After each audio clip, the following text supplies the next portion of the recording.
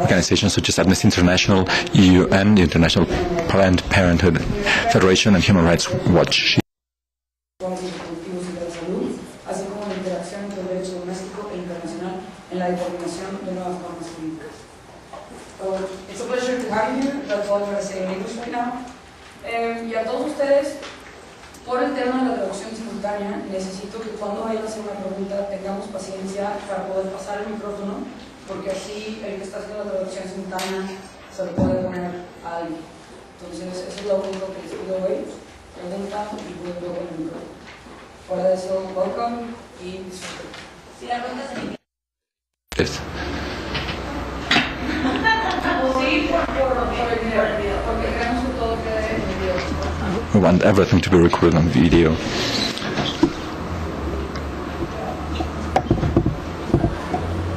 Digo, porque yo entiendo algo de español, pero no lo suficiente para responder por completo. Por eso, tristemente, tenemos que utilizar la traducción. Y muchas gracias por la invitación a estar aquí y ser parte de este programa. Yo lo revisé y es muy emocionante. También al escuchar esta presentación siempre me tengo que reír un poco, porque para ser experto en derechos humanos por parte de Estados Unidos es una especie de contradicción, porque mi país es excelente en violar los derechos y no solamente es tan bueno en sostener el derecho internacional humanitario. Por lo tanto, siempre me he entendido a mí mismo como alguien que trabaja en los derechos humanos en general, que utiliza los derechos humanos en Estados Unidos y que trabaja en los derechos humanos en todo el mundo, tanto como una práctica solidaria como una práctica de aprendizaje. Y yo espero con ansia que la conversación del día de hoy, esperando que también sea una conversación sobre solidaridad. Y esta será la introducción general. Me gustaría dar un resumen general de lo que creo que está sucediendo actualmente. Y después hablar un panorama general de lo que haremos mañana también. En este programa está claro que el día de hoy vamos a intentar pensar en la manera en la que la sexualidad y los derechos humanos básicamente comenzaron a integrarse para poder crear a lo que llamamos derechos sexuales, lo cual se relaciona, aunque no es lo mismo, que los derechos reproductivos, y que no solamente está en los ámbitos de la salud, sino también entra en el ámbito del derecho. Después, lo que vamos a leer el día de hoy en general se va a tratar de la manera en la que la sexualidad en sí misma deberá ser conceptualizada, criticada y comprendida como un sitio de dinámicas de poder complejas. Vamos a comenzar a hacer preguntas respecto a la sexualidad y esperemos poder llegar a la cuestión de cómo es que los derechos humanos y la ley comienzan a entrar en el terreno de la sexualidad, y para esto vamos a utilizar a Upendra Bakshi, un autor de la India, y después lo que yo escribí sobre derechos sexuales y no reproductivos, lo cual entrará directo al derecho internacional humanitario. El día de mañana me gustaría que tratáramos de retomar parte de las conversaciones de dónde se encuentran los derechos sexuales y reproductivos en el derecho humanitario internacional, tanto en términos de doctrina como también en términos del discurso. Me interesa mucho la política que tiene lugar entre la doctrina y la práctica, así como las relaciones discursivas entre ambos, cómo la retórica es importante para la doctrina y cómo es importante para la práctica, así como en ocasiones puede haber vacíos, y después pasaremos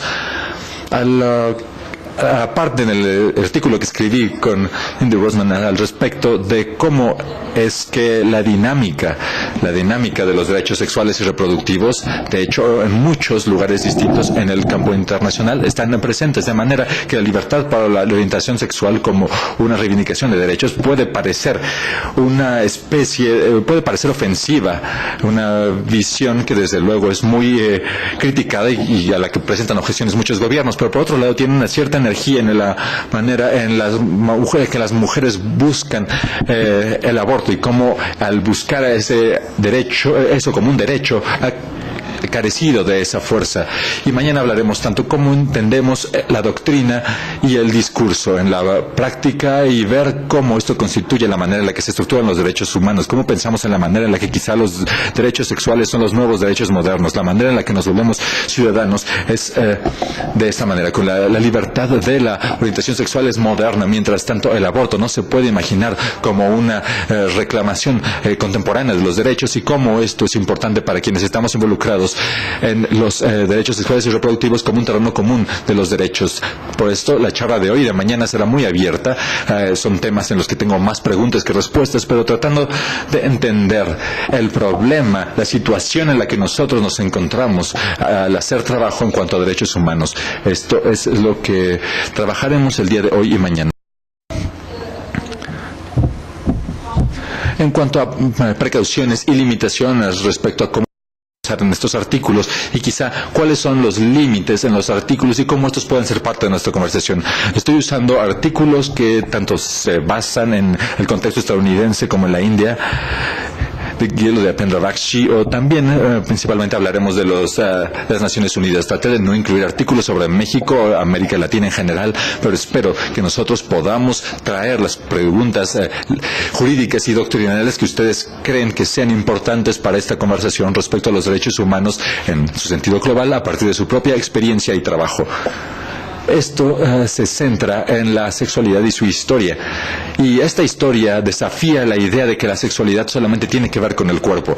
Y lo que tampoco traje a la mesa y lo que los invitaré a que presenten si están trabajando en este campo son los estudios sobre la discapacidad, por ejemplo. Se ha hecho mucho trabajo al respecto de los cuerpos y cómo se imagina a los cuerpos, y esto creo yo tiene mucho que contribuir a los estudios de la sexualidad, y creo que de esta manera podremos de alguna manera traer otras hebras, otras rutas de pensamiento que son relacionadas a cómo pensamos en estos temas, más allá de lo que hablaremos aquí. Entonces, haremos una introducción básica sobre cómo y dónde es que yo pienso en los derechos humanos. Yo hice la broma de ser de los Estados Unidos como un país violador de derechos humanos, pero me lo tomo en serio, diciendo que los derechos humanos, particularmente, tal como se los contextualiza en el derecho formal y tal como ese derecho formal en ocasiones carece componentes clave de lo que nosotros pensamos que es importante en términos humanos, como esto es un producto histórico de las estructuras de poder coloniales y postcoloniales. No es un lugar perfecto, es una herramienta de lucha también. Hay muchas personas que se pueden organizar alrededor de las reivindicaciones contra derechos humanos como un lugar de lucha, pero ese es un lugar de lucha. La forma de cómo se estructuran los derechos humanos es una herramienta de lucha también. Y esta tensión, en lugar de utilizar los derechos humanos y su relación con la ley como un sitio en el que nunca podríamos estar cómodos, es algo en lo que yo espero que podamos trabajar. Esto significa que yo creo en el derecho humanitario no solamente como un lugar de formulismos legales, de lo que ha dicho un tribunal, de lo que ha dicho un estatuto, sino en un terreno en el cual quienes hacen reivindicaciones políticas, quienes buscan reivindicaciones políticas sobre justicia básica, también tienen el derecho de luchar en ellos. Y esto es una cita de Lynn Friedman, pero es la manera en la que pensamos y utilizamos la ley como una herramienta. A veces la ley misma viola las leyes y a veces los derechos humanos como un discurso se utilizan como una herramienta en una lucha, y a veces el lenguaje de los derechos humanos en sí mismo es muy restringido y tiene que cambiar para que las personas lo utilicen. Para mí estas tensiones son donde se encuentra el trabajo en la sexualidad, es como esto entra en el terreno de los derechos humanos y es como ha hecho dinámicas importantes sobre los derechos humanos más visibles. Pero antes de ir más allá y de entrar en los artículos, yo estaba pensando que posiblemente sería, creo que te quedaste encerrada. Muy mal, eso está en contra del código contra incendios, ¿cierto? Tiene que haber una salida de emergencia. Pero bueno, solo quería decir que antes de saltar estos artículos y pensar en estos diferentes papeles de la política y las leyes y las estructuras de las Naciones Unidas y las luchas geopolíticas alrededor de la sexualidad, los derechos y los discursos, me gustaría preguntarles qué piensan ustedes o cuáles son los asuntos clave que a ustedes no les gustan o que les agradan o que les desagradan, cosas que son interesantes o que son muy oscuras al respecto de los derechos humanos internacionales, cosas que ustedes consideran incómodas o irreconciliables sobre los derechos humanos y el derecho, solamente para saber si ustedes tienen inquietudes específicas cosas que si ustedes se van mañana y nadie ha hablado de ellas, ustedes pensarán que esto es una pérdida de tiempo. Siempre hay una idea, siempre pensamos, si yo no escucho que se habla de esto, no me sentiré cómoda cerrando la conferencia. Por eso me gustaría empezar directo preguntándoles cuáles son las cosas de las que ustedes dicen, tenemos que hablar de esto, si es que las tienen.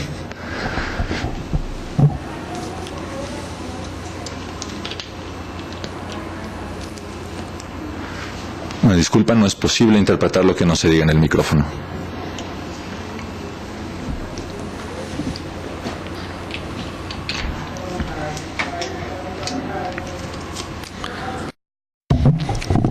Al mismo tiempo se tiene la impresión de que los países y que las organizaciones de derechos humanos prestan especial atención a los temas que están sucediendo de manera política en algún momento, y de esta manera se le quita un poco la relevancia al derecho en sí, o cuando menos eso es lo que yo pienso sobre esto. Un par de personas más.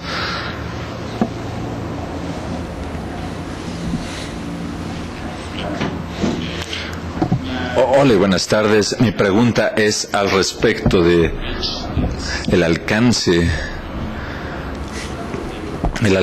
cada vez más profundo entre el discurso político alrededor de los derechos humanos y el discurso jurídico alrededor de los derechos humanos. Particularmente aquí en México se encuentra que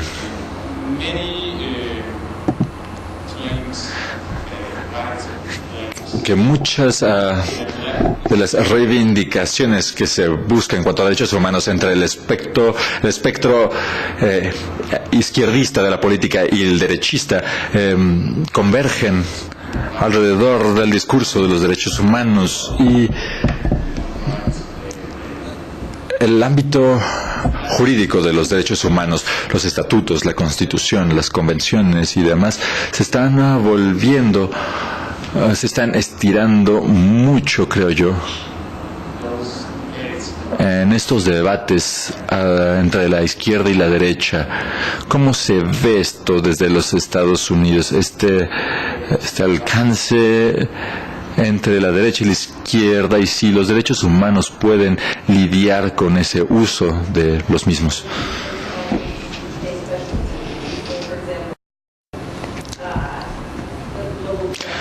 Por ejemplo, los medios en todo el mundo están prestando mucha atención a las masacres en Uganda, que tiene un propósito muy específico para la política estadounidense. De la misma manera, los proselitistas en Estados Unidos están tratando de apoyar este tipo están utilizando esto para justificar ciertos proyectos de ley, pero no se considera o se le da demasiada atención a Uganda, y se piensa probablemente que, por ejemplo, África es donde suceden todas las violaciones de derechos humanos. Pero creo que la mayor parte de mi conversación buscará lidiar con este tema, y trataremos de encontrar diversos ejemplos para poder tratar con esto.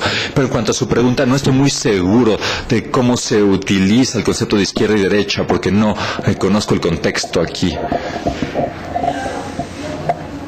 Solo tenemos un micrófono, aparentemente.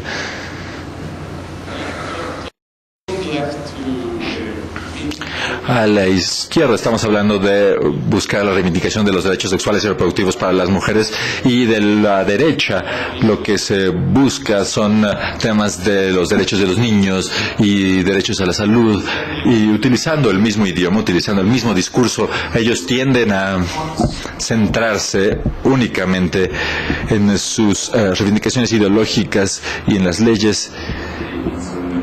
Y las leyes que están presentes en realidad están estirándose mucho, por decirlo así. Por ejemplo, hay ejemplos en América Latina, como en Perú y en Chile, en los cuales las reivindicaciones de derechos humanos se están utilizando para limitar a los derechos humanos, básicamente. Sí, es gracioso porque probablemente en especial porque los derechos humanos como doctrina y discurso es algo de lo que no va a hablar en realidad esta charla, y esto vamos a hablar después, pero en este momento no hay ningún marco teórico para analizar el derecho penal. Entonces, si esto es uno de los problemas clave, y Estefanía y yo vamos a hablar de esto. De hecho, estoy haciendo un artículo en este momento al respecto de Bernard Harcourt, uno estudioso de la jurisprudencia estadounidense, que escribió un ensayo en 1998 al respecto de la caída del principio de daño, que esto limitaría el alcance del derecho penal y de que de esta manera no sería posible castigar a alguna persona por haber dañado el derecho, por haber dañado la colectividad, sino solamente a los individuos. Pero los derechistas, así como algunas feministas, buscaban una serie de castigos a daños individualizados en contextos sociales. Pero creo que no se puede identificar esto de una manera como un problema tan claro. Estamos en un proyecto para escribir un libro en el que reflexionamos que un ángulo para entender este problema es entender que los derechos humanos como doctrina y práctica nunca han desarrollado un marco claro para el uso del derecho penal. ¿Qué es justificable? ¿Cómo es justificable privar a alguien de su libertad? No tenemos un marco teórico, y conforme empiezan a aparecer nuevos temas como la justicia transicional, los derechos de las mujeres y los derechos de los niños, este sesgo hacia el proceso penal comienza a ser impulsado por esto. Esto es un problema que no es único a México. Creo que esto tiene que ver con las razones por las que los derechos humanos están cayendo en estos términos. Estoy diciendo que esta conversación, la conversación del día de hoy y de mañana, se va a centrar en algunos de estos temas, pero no va a ser parte de toda la discusión, porque no me centro tanto en estos ensayos respecto al uso del derecho penal y la manera en la que tanto la izquierda como la derecha tienen una relación de amor y odio con el Estado en su forma de buscar el proceso jurídico, proceso penal, en realidad. Pero parte de por qué quería responder esta pregunta, de lo que quería responder con esta pregunta, es que al entender este juego, ustedes ponen algo que son preguntas, pero yo no estoy obligada a pretender que tengo la respuesta. Yo estoy obligada a mostrarnos que pensar sobre los derechos, la sexualidad, el género y la reproducción es un terreno en el que todas estas batallas se están librando. Y utilizamos estos artículos para explorar de manera histórica e ideológica qué es lo que podemos hacer visible para poder contrarrestar esta atención al trabajo que nosotros hacemos, pero no es que yo pueda dar la respuesta, ¿cierto? Entonces esto es así es como yo entiendo este taller.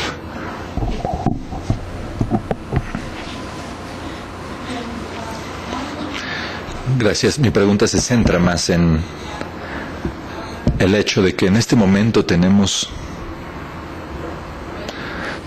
un marco de derechos humanos, pero existe un debate al respecto de si es el lado occidental de lo que nosotros creemos que deberían ser los derechos humanos. En este punto del género y la sexualidad, ¿cómo?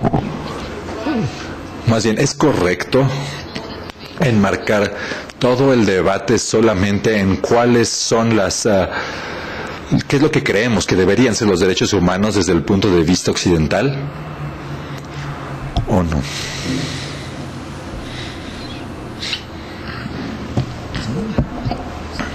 Yo podría utilizar esta pregunta para saltar directamente al ensayo de Rubin. En la versión corta de por qué, es que todo el involucramiento con la sexualidad trae las cuestiones ideológicas. Cualquier persona que se encuentre operando en el sistema político, de donde sea que venga, de Estados Unidos, de México, de Uganda, de Chile, de Sri Lanka, esto traerá al juego una comprensión ideológica de lo que está bien y mal al respecto de la sexualidad. Y parte de lo que es interesante al respecto de los derechos humanos en general es que, bueno, ya que los derechos humanos en cuanto a la sexualidad están tanto sobredeterminados en cierta medida debido al exceso de poder de ciertas potencias occidentales, pero ya que el poder de explicar estas potencias respecto a dónde se dirigirá el activismo de Estados Unidos, ya sea a Uganda o a otros lados, no es necesariamente lo que se está haciendo. De hecho, hay un mayor espacio en el que las personas en estos lugares pueden explicar lo que están haciendo, pero esto también se aplica en todas partes donde está la globalización, la urbanización y el conflicto cultural respecto al significado de la sexualidad, que es tanto una pelea local y una globalizada, y que esto está sucediendo al mismo tiempo en el que se están exigiendo reivindicaciones sobre derechos humanos. Por esto, parte de lo que yo voy a criticar y lo que odio, Sogi, el mundo de orientación sexual, por ejemplo, como vieron en mi artículo, mi meta era hacer del mundo un lugar seguro para poder hacer una crítica y un análisis político de las identidades y las conductas que se estaban realizando y cómo crear las condiciones en las que más personas pudieran tener más libertad de tomar decisiones sobre cómo vincular el contexto, las identidades y las prácticas y dónde no vincularlas. Y el terror que yo enfrenté como activista internacionalmente es que esta vinculación está siendo tomada por la identidad, a partir de la identidad. Así que a mí me gustaría cambiar la identidad occidental por moderno, la identidad homosexual contemporánea o moderna. Por ejemplo, el nuevo ideal, por ejemplo, en la India es una nueva mujer heterosexual moderna que se está creando en la India, es lo que se está buscando a través de la política india local y también de manera transnacional. Por lo tanto, hay parte de lo que quería que señaláramos es que me parece injusto para cualquier actor local el suponer que ellos también están tomando decisiones sobre cómo se representan a sí mismos. Es un momento en el cual se quiere pensar en el hecho de que la represión produce y la represión no es total. ¿Y cómo pensar en esto de una manera creativa? Porque todo lo que he visto a partir del trabajo que he realizado, principalmente en la India, en la última década, ha sido que los actores locales están utilizando ideas occidentales, diagonal modernas, para sus propios intereses, y esto me parece que es muy interesante. Sin embargo, el trabajo de Rubén, de lo que voy a empezar a hablar en este momento, se centra en los Estados Unidos, pero creo que presenta preguntas analíticas y también marcos analíticos que son relevantes fuera de los Estados Unidos. Entonces, yo iba a preguntar, ¿cuántos de ustedes han leído este artículo de Rubén antes, el de Gail Rubin? ¿Y en qué contexto? Bueno, creo que no les puedo preguntar esto, pero supongo que en clases, ¿cierto? Clases de sexualidad y género. Bueno, en este sentido, probablemente conforme avancemos, lo que es nuevo al respecto de leer a Rubin en este contexto es que ahora, poniéndoselo en 2013, es importante preguntarnos cuál es la relevancia de su análisis al respecto de los principios, ideas y modos de pensar en la sexualidad y cómo estos pueden tender como conjunto de prácticas hacia una hegemonía. ¿Cómo pueden tender a fusionarse con los poderes estatales si no se les observa con cuidado? Entonces, por esto quería hablar del trabajo de Rubin respecto a qué es lo que está diciendo frente a frente a cómo pensar en la sexualidad. Bueno, ella está escribiendo en Estados Unidos en la década de los 80 y es un tiempo muy particular y ella está tratando, Gail Rubin está tratando de hacer un mapa. Como ustedes sabrán, ella es una antropóloga, ella es marxista en cuanto a su formación. Por lo tanto, se puede escuchar su preocupación en cuanto a los modos de producción y la asignación de los recursos. Y ella está interesada en la manera en la que en los Estados Unidos, en la década de los 80, ¿qué es lo que ella ve como un pánico moral?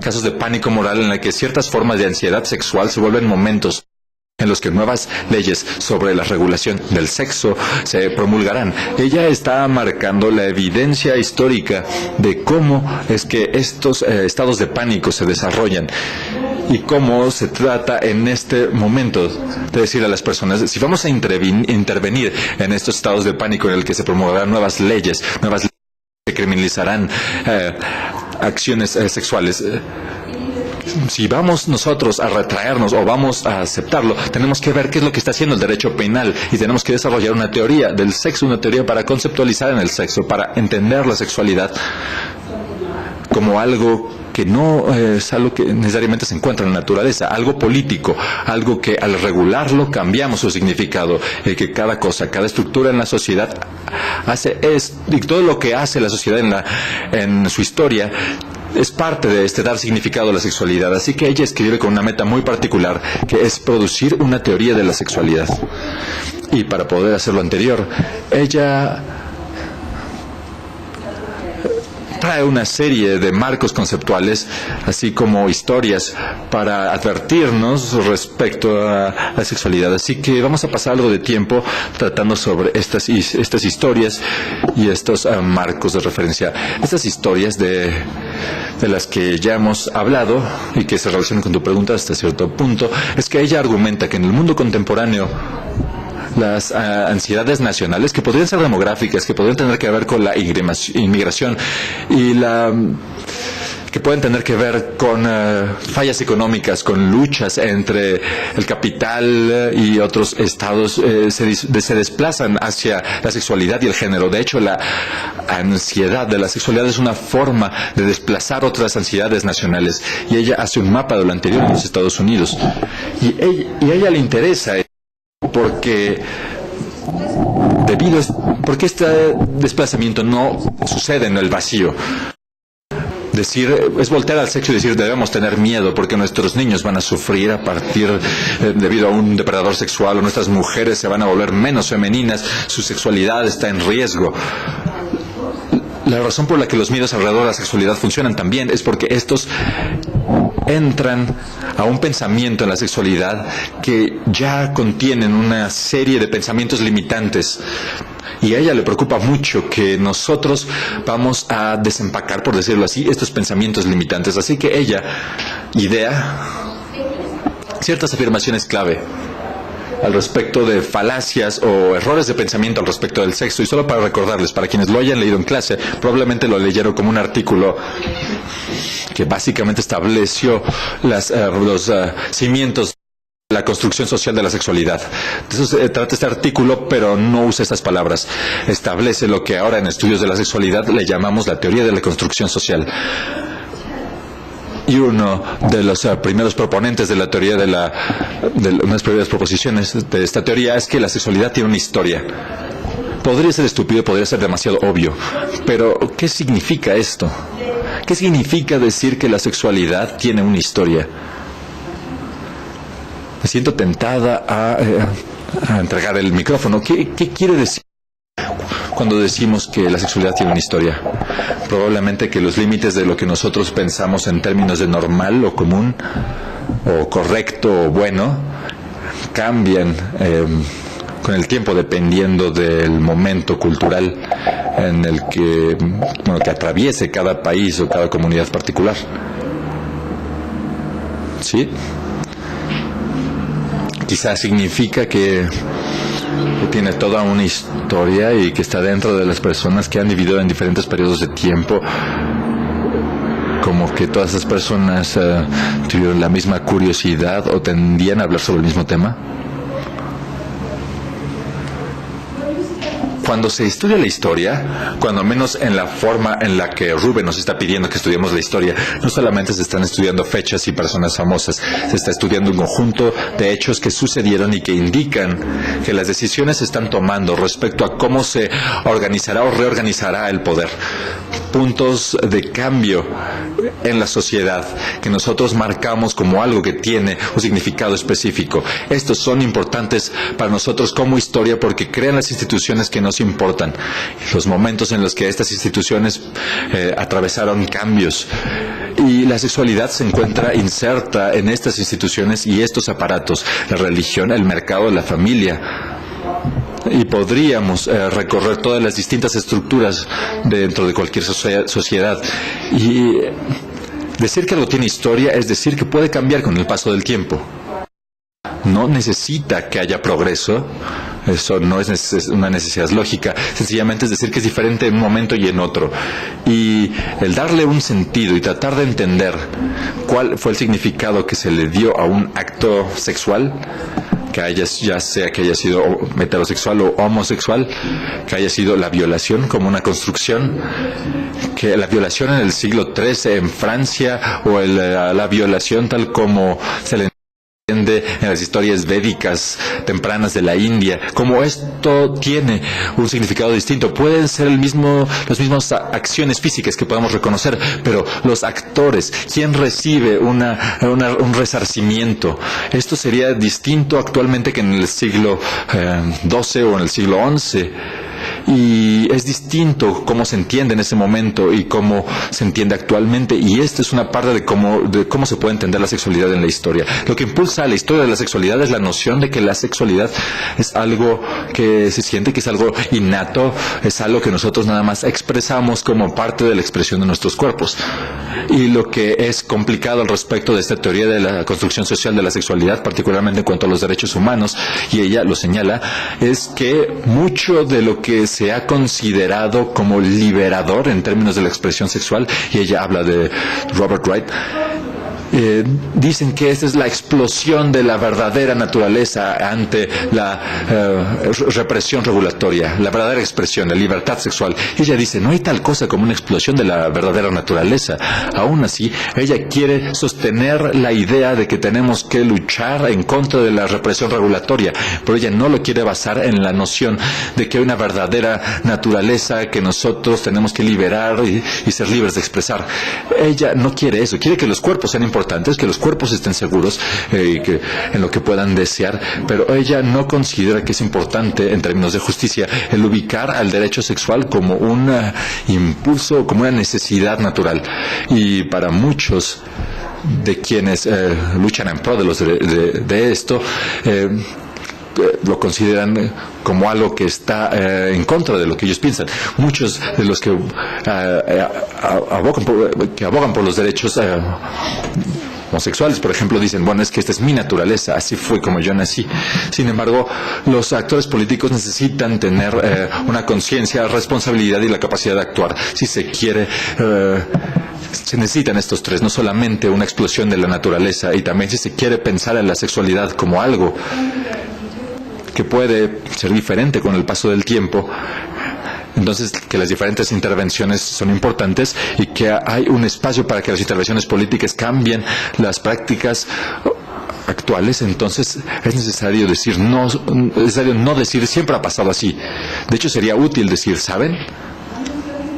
Hace 175 años la pregunta de si un hombre tenía sexo oral con otro hombre no era algo que determinaba su estatus. Podría volverse, pero no tenía que serlo de esa manera, porque de esa manera tenemos espacio para intervenir en la actualidad, y parte de este espacio se logra al mostrar el cambio, al mostrar la diferencia, darle la historia de la sexualidad, cómo las atribuciones de masculinidad y feminidad han cambiado, cómo los cuerpos que nosotros reconoceríamos como masculino o femenino han cambiado.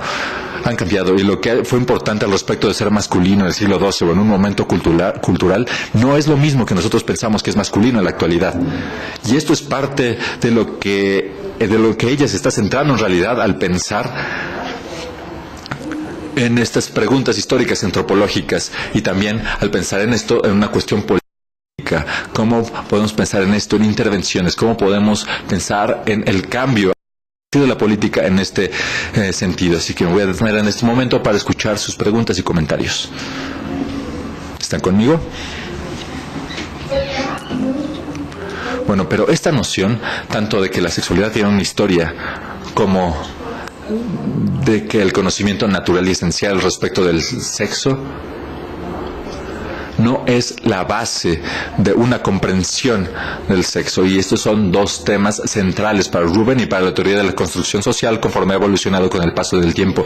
Y es interesante que estos dos conceptos son importantes para el feminismo, para las feministas que en todo el mundo han intentado mapear y rastrear las maneras en las que las mujeres han desempeñado diferentes roles en diferentes sociedades y cómo algo que el deseo sexual femenino en cierto momento se considera algo lujurioso y cómo en otros casos puede ser algo recatado y cómo los dos pueden ser la sexualidad femenina.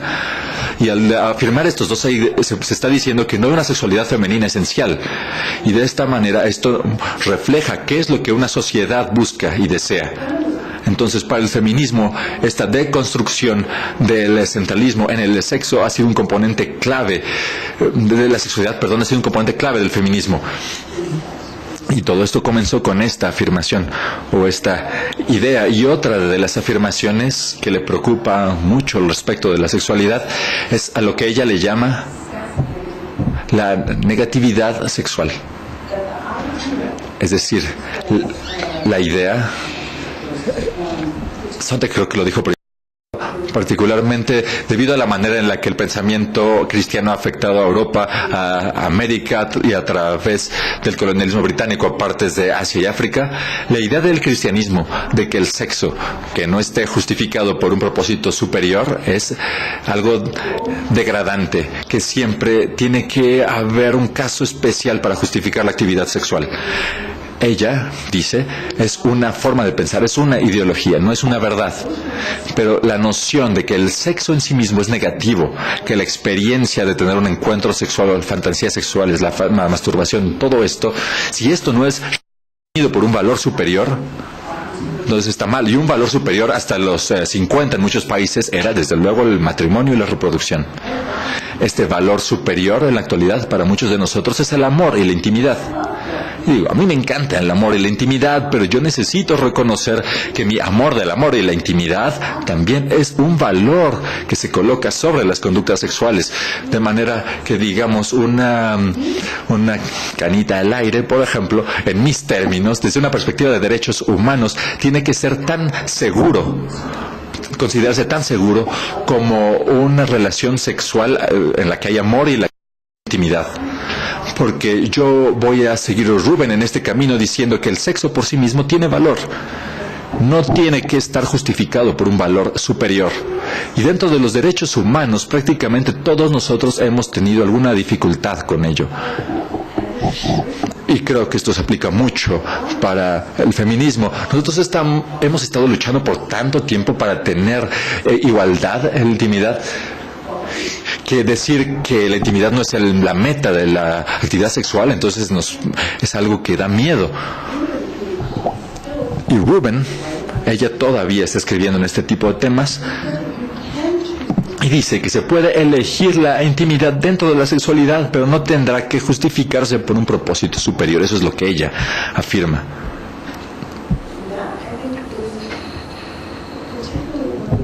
Y eso creo yo, en particular cuando pensamos en la sexualidad, es como hemos pensado en que funciona el consentimiento dentro de la sexualidad, que es de lo que voy a hablar a continuación. Empezar a hablar qué tan impregnado está esto en nuestro pensamiento sobre la sexualidad, y cuando los activistas entran al terreno de la sexualidad, llegan con sus propias suposiciones al respecto de este tema.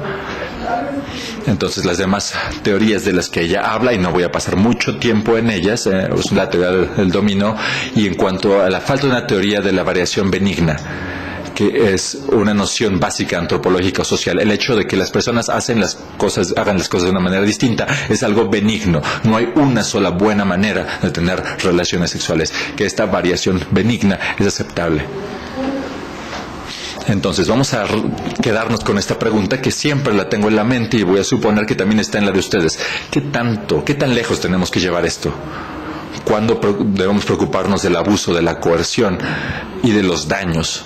Esta pregunta tiene que estar ahí presente, pero ¿cómo la respondemos? Esta respuesta es parte de la pregunta, no es lo único en esta pregunta. Y antes de llegar aquí, voy a hablar sobre la jerarquía sexual y después voy a hablar sobre el consentimiento y el aborto. Entonces, si estoy progresando correctamente, creo que podremos quedarnos con esta pregunta para más tarde y después centrarnos en las herramientas conceptuales que se encuentran en el núcleo y que tienen un significado especial en el trabajo de los derechos humanos, y esta es la herramienta de la jerarquía sexual. Si tuviéramos un pizarrón aquí, yo estaría escribiendo sobre la jerarquía sexual, pero bueno, ella también habla un poco en su trabajo al respecto de esto. Pero lo que es incluso más importante es entender cómo se hace esta construcción analítica de la jerarquía sexual, porque se basa en realidad en un sistema de clases, y tal como todos los sistemas de clases, quienes están en la cima, ya sea que sean mayores en número o inferiores en número, esto no es lo importante, sino que a ellos se les dan más recursos porque ellos poseen una virtud de algún tipo, tienen poder y tienen virtud, y por lo tanto se entiende que ellos merecen mayores recursos. Y como ella dice, las personas que están en la cima de cualquier jerarquía social reciben complejidad, se les da susceptibilidad, se les da vida, se les da una serie de emociones que se consideran como algo que merece humanidad. Quienes están en la cima de la jerarquía se les entiende como que son que no tienen emociones, las que están en la base, pero no tienen emociones complejas, no tienen poder de tomar decisiones.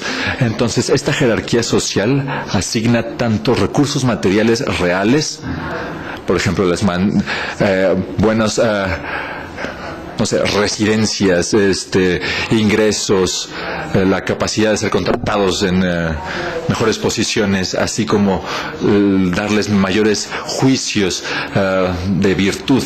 Y todo esto se considera que es parte de la jerarquía. Y lo que ella habla de lo que ella habla en este capítulo son las maneras en las que esto se organiza. Entonces, una manera de pensar en esto, digamos que ella lo dibuja en un círculo, también con una pirámide, pero ahora voy a hacer un modelo vertical de arriba hacia abajo. Entonces, en la cima de la jerarquía sexual,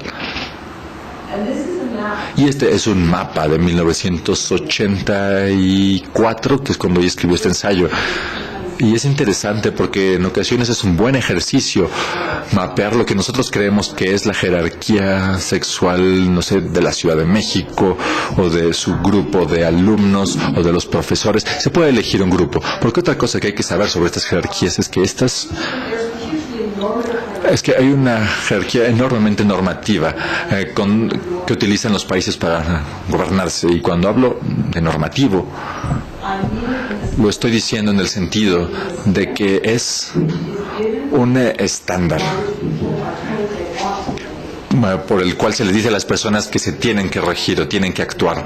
Cuando se ha dicho normativo, no se está diciendo nada respecto a si las personas son fieles a ese estándar o no. A diferencia de la estadística, no se sabe en realidad qué es lo normal, cuál es la norma.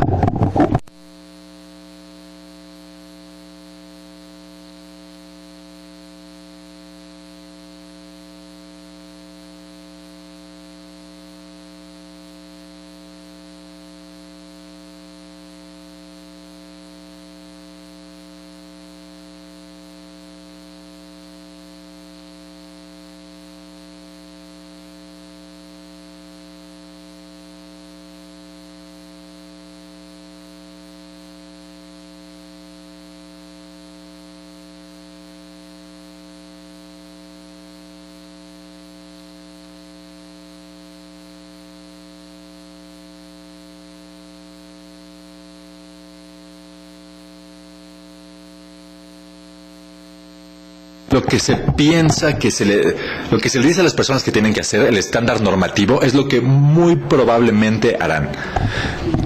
Que es y es lo que después se entiende como lo normal, lo que se debería. Entonces, este vínculo precisamente es lo que Rubin está tratando de impugnar. Y también dejar claro cómo es que estos estándares normativos reglas al respecto de lo que es normal, y cómo en última instancia se entienden las reglas sobre lo normal, y de esta manera es lo que condiciona el pensamiento sobre cómo cambiar las reglas.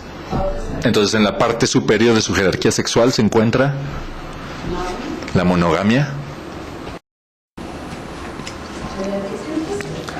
Y después está implícito que esto es entre dos personas, que la buena sexualidad es una diada, porque desde luego aquí también entra el tema de la masturbación. Y esto es curioso, porque si se lee cualquiera de los filósofos europeos sobre el sexo en el siglo XIX, decían que la masturbación para Francia e Inglaterra era el mayor pecado.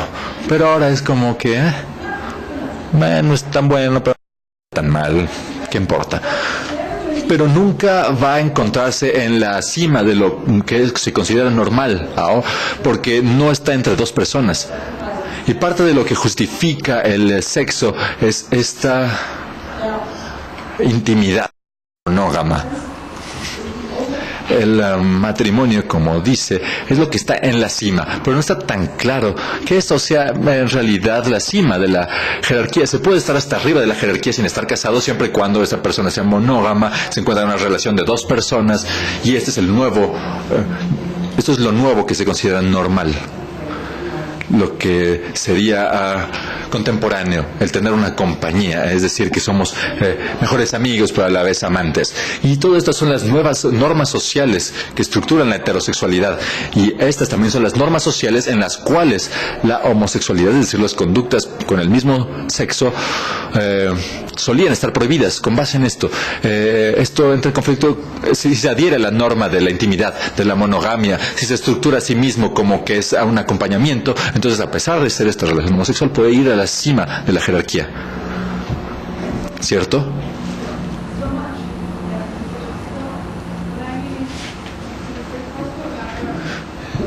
Ya que es una cuestión de el lugar específico en el que se ejerce esta sexualidad, los países latinoamericanos en Latinoamérica son aún muy conservadores, y no todos ellos no la colocan, y hasta en el matrimonio no estamos en este nivel. Universalmente se hallaba esta tendencia, pero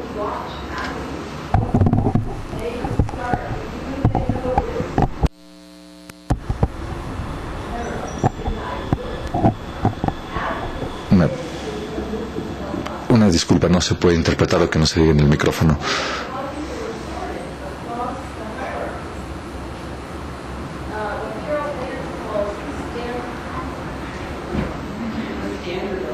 Lo que le llamó el estándar de la legitimidad es que la regla para cómo se clasifica lo sexual, es decir, el estándar de legitimidad, es algo que se puede derivar al ver cómo es que las personas actúan. El estándar de legitimidad oficialmente en todos los países aún es un matrimonio heterosexual que tiene el objetivo de reproducirse, pero no demasiado. Tener el número exacto de bebés, y también que sea un matrimonio de acompañamiento. Entonces, el estándar de legitimidad se organiza de manera que las personas que estén debajo de esa línea, es decir, las conductas homosexuales, las conductas unipersonales, lo que no tenga que ver con intimidad, a lo que se refiere como el sexo casual, lo que puede suceder, no sé, en un bar, el tener sexo por la sensación, no por la pareja en ese momento, lo que no es íntimo, lo que no es necesariamente de acompañamiento, se encuentra por debajo de esto. Y debajo se encuentra todo lo que es S&M, es decir, sumisión y masoquismo, degradación. Todo esto va debajo del estándar de legitimidad, y todo lo que además cae fuera del estándar de legitimidad es el sexo por dinero también. Entonces, la pregunta interesante, si todos estamos de acuerdo en que el estándar de legitimidad que nosotros estamos ajustando con derechos humanos y sexualidad, en ocasiones, y esto es parte de lo que yo argumento en mi artículo en cuanto al sexo, aunque no reproductivo, es que muchos de nosotros nos damos cuenta a veces que somos un poco conservadores, que los derechos humanos y la sexualidad tienen un aspecto conservador porque una enorme cantidad de lo que entra en cuanto a la promoción de derechos humanos, derechos sexuales, es la intención de las personas de escalar en esta jerarquía sexual. Es decir, que las conductas homosexuales se eleven en esta escala, siempre y cuando sea monógamo, de acompañamiento y como matrimonio, y de esta manera eso será aceptado como un estándar. Lo que estás leyendo, por ejemplo, cuando comenzó el miedo al respecto del SIDA, está en el contexto de lo que escribías también, y utilizando, por ejemplo, la salud en el contexto del SIDA. ¿Cómo se trató esto? Porque se pudo empezar a hablar sobre la liberación sexual, pero ¿cómo se lo enmarcó? En términos de cuáles eran las luchas que se estaban teniendo lugar. En todas estas luchas, y bueno, conforme respondo y conforme critico el trabajo que yo misma he hecho, porque parte de esto es trabajo en el que yo he sido cómplice. Es decir, que de esta manera es como respondemos a las emergencias y respondemos con una estrategia de incidencia que nosotros creemos que funciona. Y parte de esta reflexión crítica, es decir, en el momento parecía lo suficientemente bien, pero no lo fue en realidad. Hay que volverlo a pensar. Entonces, las diferentes maneras en las que en Estados Unidos se manejó la epidemia del SIDA, cómo se volvió visible en primer lugar. Esto tenía que ver alrededor de los cuerpos de los hombres que tenían relaciones sexuales con los hombres. Era otra epidemia que estaba sucediendo y que no se había vuelto visible entre las personas heterosexuales. En esta epidemia se encontraban en el estado de respuesta inicial. Los primeros trabajos que hicieron al respecto de esto trataban de la liberación sexual. Es decir, nosotros queremos tener tanto como una cuestión de salud y de dignidad, el que necesitamos tener una charla clara sobre las prácticas sexuales y por qué necesitamos condones. Y queremos que esta conversación sobre las prácticas sexuales nos permitan seguir siendo sexualmente libres. Con el tiempo, básicamente las transiciones, y creo que esto es una cuestión interesante en cuanto a mapas, entre a partir de mediados de los 80, es que algo interesante en ACT UP es que esto se volvió una cuestión de salud pública. Yo enseño mucho sobre la salud pública y sobre con el derecho, pero como una intervención de salud pública, que inicialmente se le llamó la intervención de sexo seguro, era como hombres gay le enseñaban a otros hombres gay cómo practicar el sexo seguro, que fue una de las intervenciones más exitosas en Estados Unidos. Y esto se hizo al erotizar el uso de los condones. Y la razón por la que digo esto es que si vamos hacia adelante en el trabajo que se hizo al respecto de la transmisión heterosexual del SIDA, la erotización del condón no fue parte del juego, era reducir las otras, más bien incrementar las otras versiones, es decir, la abstinencia, ser fieles y utilizar un condón.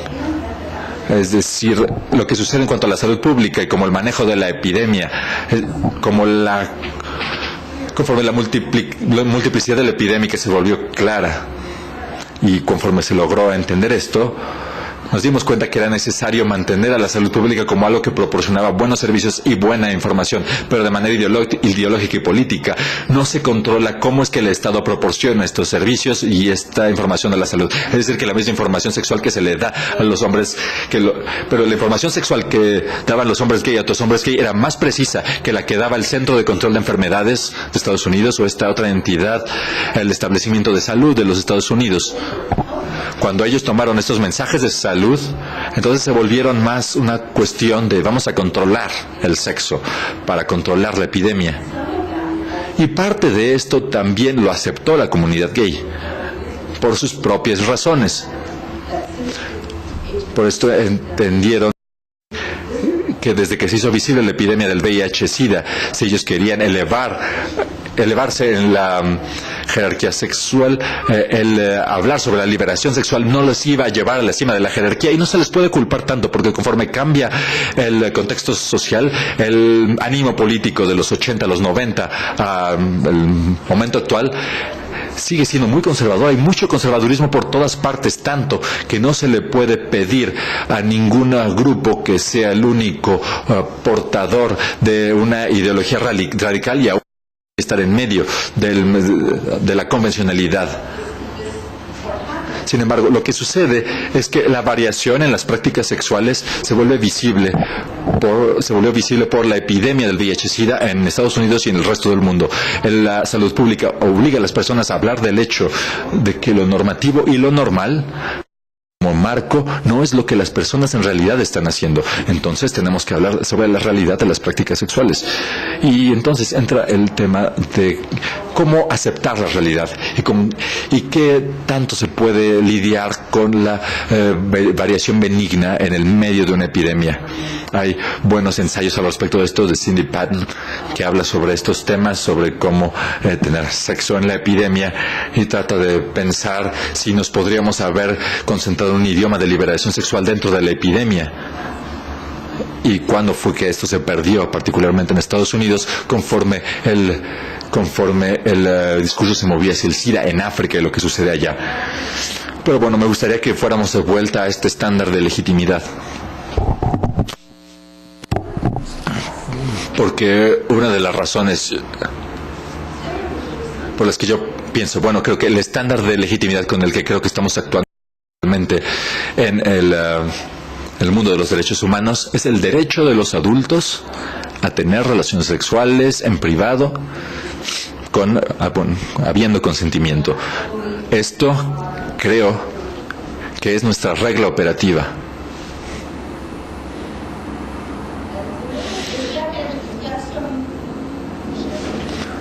Y no es algo que esté tan claramente delimitado. ¿Cómo y dónde entendemos a lo que es un adulto? Pero si entendemos todas esas afirmaciones totémicas de los derechos humanos respecto a cuál es el derecho, los adolescentes tienen el derecho a la información sobre la sexualidad, tienen el derecho a estar libres de la discriminación en base en sus prácticas sexuales, pero nunca hay una afirmación clara de que ellos tengan el derecho a tener sexo.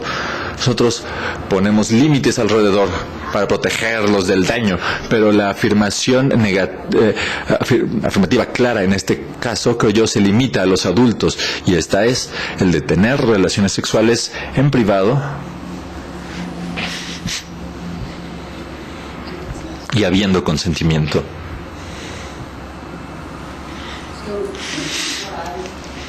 Entonces, esto es lo que yo les propondría como el estándar operativo que la mayor parte de nosotros, los que trabajamos en la incidencia de derechos humanos en el mundo, utilizamos como nuestro estándar de legitimidad. Y no es algo que esté mal, pero sí tiene algunas palabras complicadas, que es privado, que es consentimiento, que es un adulto. Pero creo que este es nuestro marco operativo.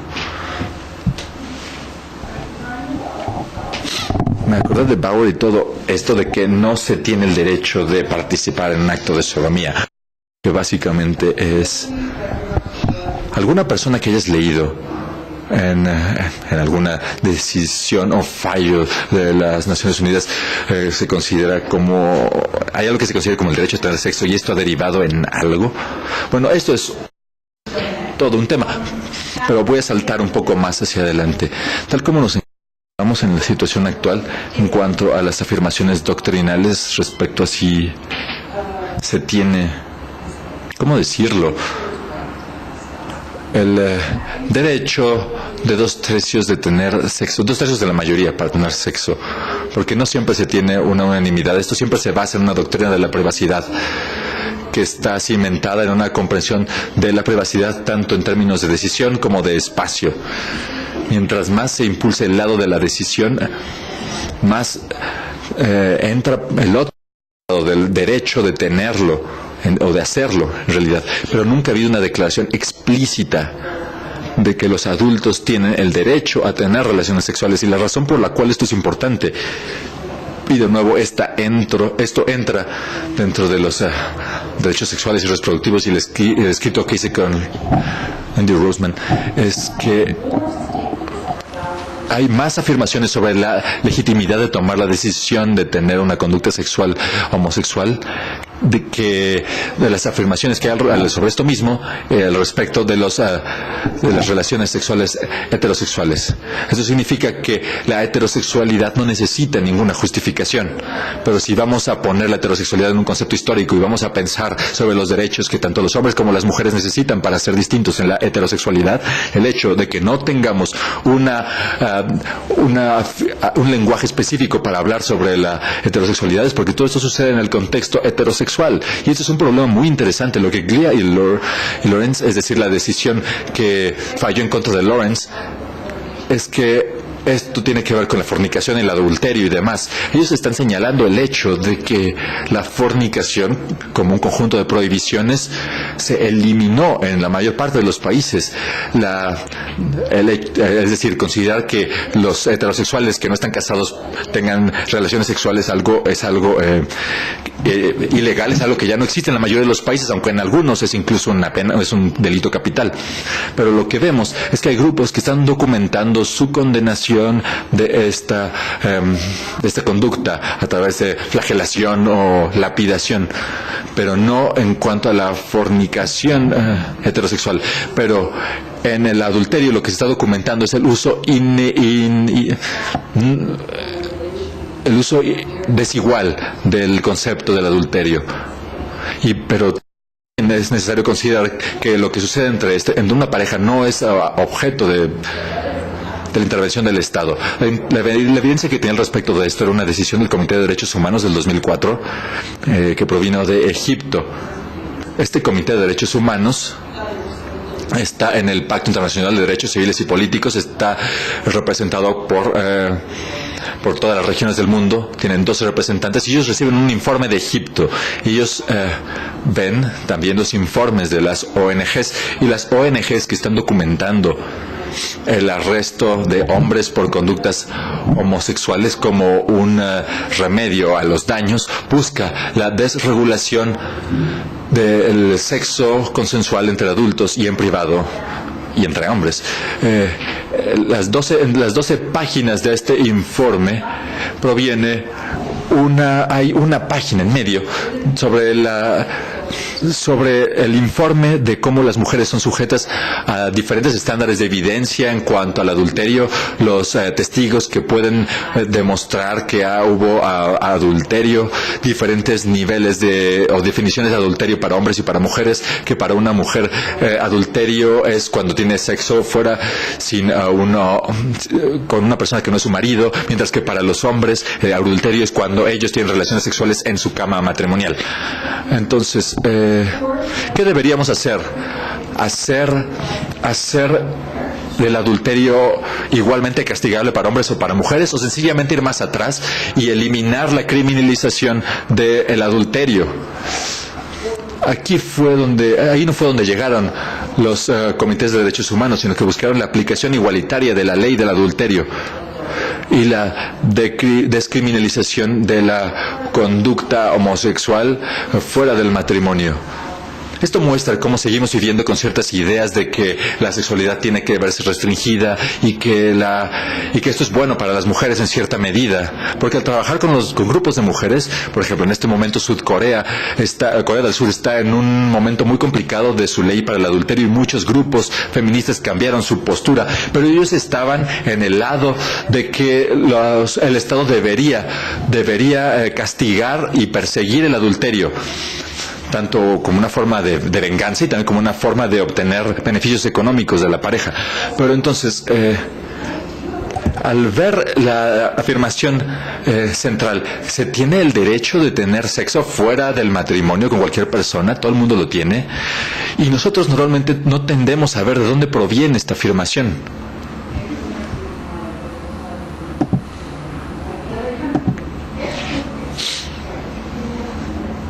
¿Podrías quedarte con esa pregunta para mañana? Porque, bueno, nosotros ya pasamos de Rubén. Parte de lo que yo creo que es interesante al respecto de la jerarquía social de Rubén es que ella analiza, o más bien pregunta que si, o más bien señala que si nosotros hacemos este análisis en otros lugares, podemos revelar muchas prácticas sobre nuestras suposiciones ocultas y cuál es nuestro verdadero estándar de legitimidad. Y entonces al terminar sobre este estándar de legitimidad, lo que ella concluye es que si la meta como comunidad de derechos humanos, para quienes utilizamos el lenguaje de los derechos humanos, el objetivo es ayudar a las personas a subir en esta jerarquía sexual, o nuestra meta es en realidad volver a escribir los estándares de legitimidad y tratar de mitigar los efectos de esta jerarquía sexual. Y si ese es el objetivo, entonces ¿cuál es el límite? ¿Cuáles son los límites en lo que se puede entender como lo que es el sexo? Bueno, ¿dónde entra el daño y qué tipo de daño es del que se está hablando? Y después tenemos que reflexionar mucho al respecto a qué es lo que entendemos como el daño dentro del sexo. La violación violenta es algo relativamente sencillo. Bueno, aunque no lo es tan sencillo al centrarse en la potencialidad de que la violación pueda producir un bebé, entonces la violación ahí no es un problema. La ley de del aborto por violación en México acaba de ser modificada, es cierto, de manera que el ejercicio del privilegio era... Bueno, no terminó. Pero bueno, el pensar sobre lo que significa la violación marital, es decir, la incapacidad de decir que el consentimiento es importante en el matrimonio, tiene que ver con que la idea de lo que es el matrimonio tiene que ver con la unidad personal y marital como algo que va en contra del consentimiento, que es algo que no tiene mucho sentido. Desde una posición religiosa y doctrinal, lo que yo entiendo es que aproximadamente 1/3 de los países del mundo aún definen la violación como la penetración sexual forzada por parte de un hombre hacia una mujer, bueno, y un hombre con el que ella no está casada, porque lo que importa en estos casos es la mujer, su castidad, de quién será el bebé, a quién se le heredará la propiedad, etcétera. Entonces, la violación marital en realidad es algo muy difícil de empezar a argumentar, así como los condones del matrimonio, porque se está perturbando esta categoría. Es una cuestión muy difícil. Es más difícil que legitimar quizá a una postura radical. Y de esta manera es más posible visibilizar también estos problemas. Esto es uno de los problemas de los que vamos a lidiar en gran medida el día de mañana. Pero bueno, hasta este momento me gustaría preguntar si hay preguntas o comentarios, porque creo que fuimos en muchas direcciones distintas, pero espero que sigamos bien. Entonces, de acuerdo con mi programa, Rubén... Bueno, esta pregunta, lo último que quiero decir sobre Rubén, lo último de lo que quiero hablar con Rubén, es al respecto de su crítica, su teoría de cómo pensar en el feminismo, en el género y la sexualidad. Hay muchos otros temas en este trabajo de Rubén, pero creo que voy a tratar en estos, en el tiempo que nos queda, porque quiero hablar sobre Backstreet también, y también sobre el tercer artículo. Espero cuando menos comenzar con esos 3 artículos esta noche. Entonces, para cerrar esta pregunta sobre cómo cambiar la forma o las reglas del estándar de legitimidad, esto en realidad exige que pensemos en nuestras propias suposiciones respecto al objetivo del sexo, los daños del sexo y cuáles son los límites, qué es lo que nosotros consideramos que es un límite, cuáles prácticas deberían seguir condenándose y cómo vamos a encuadrarlas. Probablemente todavía utilizando el lenguaje del daño. Es difícil escaparnos de esto, pero bueno, cuando menos cómo pensar en este problema.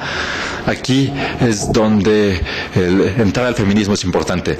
Rubén es una feminista, pero ella elige cuáles son sus batallas. Y al momento en el que escribió este artículo, ella estaba bastante preocupada de que En su mundo, el mundo de los activistas de los derechos sexuales, los activistas de derechos humanos que piensan sobre la sexualidad tienden a entender a la sexualidad y a elegir lo que es aceptable o no aceptable, y utilizando el feminismo como el lugar de donde podemos obtener las respuestas. Y su argumento es que el feminismo es bueno para responder a algunas de esas preguntas, pero no a todas, y que el feminismo no puede. A través del feminismo no se puede interpretar todas las maneras en las que el poder y el deseo operan. No se les define como algo que se encuentra entre las construcciones de la masculinidad y la femineidad. Ella utiliza la metáfora de que cada una de las herramientas conceptuales que tenemos son buenas para detectar cierto tipo de estructuras, y que el feminismo se centra en las maneras en las que la masculinidad y son privilegiadas y crean nuevos privilegios en cuanto a su relación con lo femenino y el cuerpo femenino, en parte a través de formas de poder que se expresan en la sexualidad y también a través de la reproducción. Y ella dice que esto es cierto desde cierto punto, pero que no explica de manera suficiente todas las maneras en las que funciona la sexualidad. Y en este momento ella estaba pensando tanto en el hecho de que sobre el sexo no es tan fácil trazar una diferencia entre masculino y femenino en las conductas homosexuales, porque inadvertidamente lo que casi siempre sucede es que quien penetra, que se considera el masculino, es el que se considera como el más poderoso. Y esta es una manera, y que quien es penetrada, si es el cuerpo femenino el que está siendo penetrado, entonces se considera que tiene menos poder en este encuentro sexual, y que hay una relación lineal entre no tener poder en esta relación sexual con todas las demás relaciones de poder. Y ella dice que sencillamente no es cierto en términos de lo que nosotros podemos observar. La penetración no significa una debilidad necesariamente, aunque de manera cultural la asociación de la debilidad femenina y la penetración es parte no solamente de cómo se entienden las relaciones masculinas y femeninas, sino también de cómo se construyen las relaciones homosexuales. Entonces, en estos sistemas culturales en los que los hombres que penetran a los hombres son de una clase inferior, y que quienes penetran son de una clase superior, o que tienen una conducta o una apariencia más masculina, no son considerados gays, entonces es algo que también es interesante. Y la manera de comprender cómo es que el poder fluye en una práctica sexual es algo que ella dice, en realidad no sabemos de dónde se construyó esto y su experiencia. Ella, como antropóloga, también en sus trabajos posteriores ha tratado de rastrear a las comunidades más S&M en San Francisco y demás. Es algo muy interesante. No se puede suponer a través de lo que se ve que se sabe dónde está el poder. Entonces ella está diciendo, nosotros tenemos que saber más sobre cómo opera el poder dentro de los encuentros sexuales. El feminismo nos puede decir algo sobre lo que sucede entre hombres y mujeres en algunas ocasiones, pero no siempre, y no de manera total al analizar un encuentro sexual. Entonces, este artículo es donde ella desafía esta nueva tendencia, y ella hace referencia que dentro del feminismo hay tanto feministas que están interesadas en la liberación sexual como un lugar en el que las mujeres pueden trabajar, y las mujeres que entienden la sexualidad, especialmente la sexualidad entre hombres y mujeres, como algo que ya es demasiado peligroso para el poder para las mujeres. Entonces ella está marcando estas dos vías en el feminismo, mostrando que incluso dentro del feminismo no hay una sola respuesta.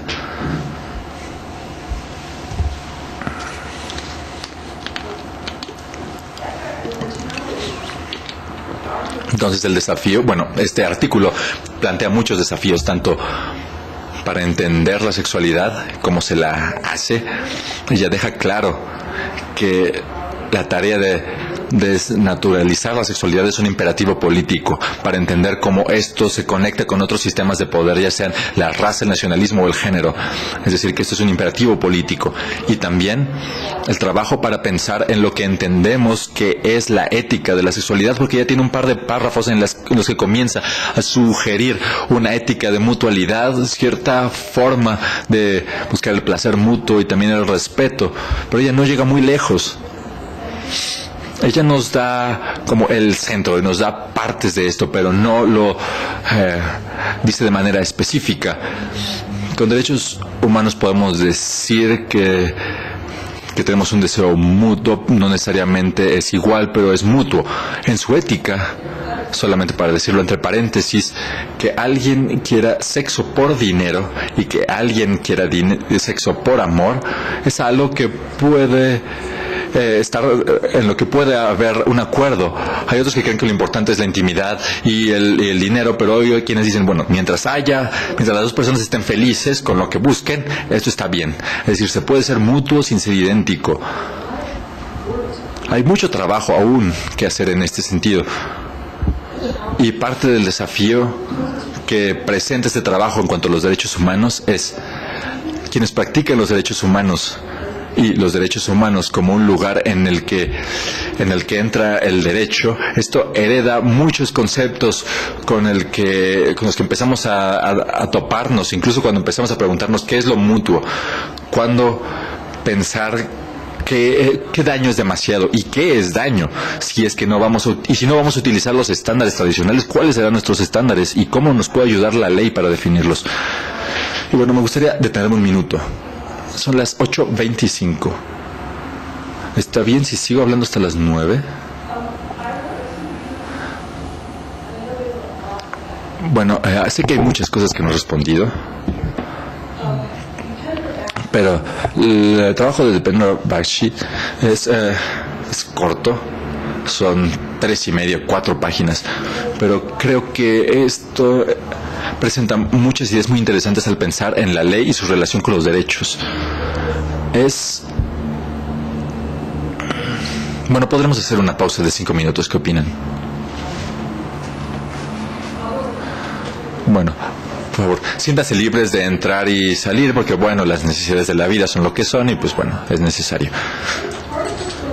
Pero parte de lo que está sucediendo en este documento y parte de la razón por la que lo incluí es que Bakshi es un constitucionalista renombrado de la India y que trabaja y enseña en el Reino Unido, aunque trabaja en Gran Bretaña y también en la India.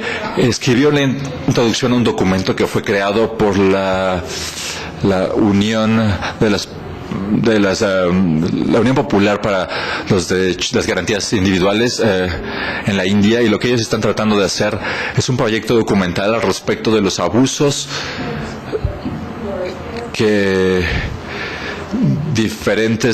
enfrentan diferentes personas en un estado de identidad transicional.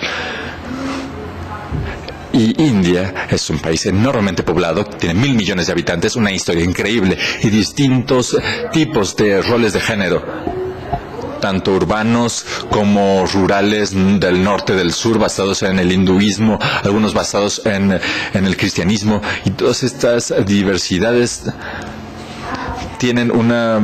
se basan en el género de una manera que en la India actual, que se está abriendo nuevos mercados a la urbanización y demás, y conforme estas tendencias avanzan, estas nociones han cambiado y las prácticas también han cambiado y se han enfrentado. Bueno, siempre han existido personas de géneros distintos y de géneros transicionales en la India, y ellos siempre se han enfrentado a abusos por parte del Estado y en este caso por parte de la policía. Entonces, dentro de esta categoría quizá hayan escuchado el término hetero, que se utiliza de una manera bastante holgada en el Reino Unido, en el Occidente, para hablar sobre personas que nacieron con el sexo masculino y que viven que pueden o no haber sufrido un ritual de castración. Esto no está claro. Esto depende del lugar de la India en el momento en el que se hable. Esto no está claro. Hay muchos mitos populares al respecto de este término, pero se habla de este tipo de personas. Después hay un grupo de hombres que se llaman Gutis y Pantis, que son hombres que desempeñan diferentes papeles en los encuentros sexuales, algunos de los cuales viven como hombres masculinos, otros viven como hombres afeminados, otros que no, pero bueno, hay una gama de prácticas y en este momento ellos están documentando los Hams en Bangalore, que es una zona urbana que está en explosión total. Y bueno, ellos están documentando estos daños y tienen la oportunidad de leer este informe. Es increíble porque es un informe de primera mano, y Bakshi está tratando tanto de presentarnos estos relatos tan detallados y sentidos de lo que él le llama la micropolítica del fascismo, esta política que se impone a las personas en transición, que esto entra a las complejidades de los derechos humanos en la India. Y él dice que hay diferentes maneras de utilizar la ley. En la India, la India es un país con 1.000 millones de personas, con un gobierno altamente organizado y un sistema legal sumamente profesional en el cual la enorme mayoría de la población vive fuera de la ley. Es decir, que es altamente jurídico en la conversación pública, pero las personas tienen vidas en las que la ley es irrelevante, o que la justicia, como algo que la ley hace, es una construcción irrelevante. Entonces, ¿cómo se hace para arreglar este problema desde la ley? ¿Cómo se arregla este problema que ha creado el Estado al permitir la impunidad? Y cuando la policía es parte de esta lucha subyacente que pone sobre la mesa este informe. Y Bakshi, que es un teórico de los derechos, está tratando de pensar en el hecho de que los términos de derechos humanos es algo que tiene sus peligros también. Al decir derechos humanos, que derechos humanos va a llevar a la ley, que va a llevar a un régimen legal que va a garantizar los derechos, es algo que se puede hacer con el problema de que se tiene que reconocer una cierta identidad para ser protegido. Es decir, hay una identidad con una serie de prácticas que se consideran merecedoras de protección. Pero en cuanto a cómo se presentan estas personas, cómo se quieren presentar como hombres o mujeres, si van a entrar en el cajón de M o F, pero hay personas que pueden decir, yo no quiero estar en esta. Yo quiero estar en hetero, o en el idioma común de la India se puede decir ser un eunuco. ¿Cómo se puede estar en un género indeterminado cuando la ley exige ser uno o lo otro? Puede ser masculino o femenino. Entonces él está advirtiendo y también está provocando a las personas a pensar que los términos en la ley es algo que se tiene que argumentar, pero él dice que es necesario hacerlo porque hablar sobre los derechos en la India es algo que se hace en el terreno legal, porque es una conversación altamente jurídica en la India y es bueno que ellos hablen sobre esto. Habla de Nancy Fraser, que es una teórica que habla sobre maneras en las que el reconocimiento y la justicia se realizan entre personas y la distribución de poderes, y habla sobre la distinción de Nancy Fraser entre la ley que afirma, lo que le llama la ley gay, que es muy claro, la ley gay, y yo vengo de Yale, y uno de los profesores de Yale dice de una manera con mucho orgullo que él enseña el derecho gay, y con esto quiere decir que habla sobre una forma positivista de lo que es ser gay. Nosotros somos esta serie de prácticas que son conocidas, que están claras y delimitadas. Se le discrimina, pero merecen respeto, y nos gustaría que esto pasara a la ley y que la ley afirme nuestra identidad gay como un paquete, y esto nos protegerá de la discriminación. Esta es una manera muy positivista y regulatoria de obtener el reconocimiento de los derechos, y también es lo que él le llama transformativo. Es decir, que el derecho en realidad no sabe qué eres, pero dice, tu trabajo, tu labor como ser humano es decidir quién eres y quién quieres ser, y el derecho penal no tiene la capacidad de decir qué o cómo. Yo no tengo que saber cuál es la identidad, solamente tengo que saber que eres humano y yo me voy a mantener al margen. No tengo que saber ni siquiera cuál es tu género, yo me puedo quedar fuera. Esa es una proposición radical. No está claro si lo van a lograr, pero creo que el ensayo de Bakshi nos recuerda que incluso al trabajar en la promoción de los derechos humanos, quizá a veces tenemos que hablar y entrar sobre el derecho gay, y también tenemos que pensar cuál podría ser la siguiente reivindicación y cómo escribirla de una manera que pueda abrirse de otra manera. Entonces el género, y aquí es donde Bakshi está en lo correcto, creo yo, que la noción de empezar a luchar contra la necesidad de la ley de categorizar como entre hombre y mujer es en lo que se basa la discriminación también dentro de la ley. En otros momentos, en otros lugares, en otras culturas, si no había una definición rígida entre hombres y mujeres, no se tenía que generar una distinción tan rígida entre heterosexual y homosexual. Sencillamente se era sexual y solamente se era una persona sexuada o con género. Pero la pregunta que creo que Bakshi deja totalmente abierta es que hablar de los derechos nos lleva a la ley, y la ley va a tender a querer regular y va a tender a querer determinar y va a tender a afirmar en su mejor sentido. Entonces es parte por la que utilicé este ensayo para hablar sobre la ley, los derechos y la determinación.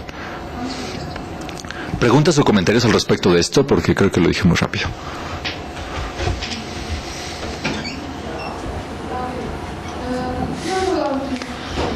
No se trata sobre este tema.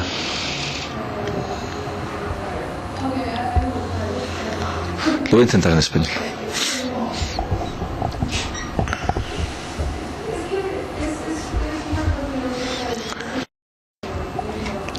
It is about gender and concern. Can you hear me?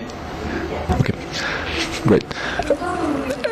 It's actually about asking your opinion about this, because what I'm interested in is to know when is the state supposed to set boundaries in terms of consent, set the boundaries for consent. And I am thinking about these love huts in Cambodia that are sort of very small houses outside of the main family house that the parents build for the daughters since they are 13, and there they have no overseeing or no protection, and the men of the community can go there and have sex with them even if they do not consent it.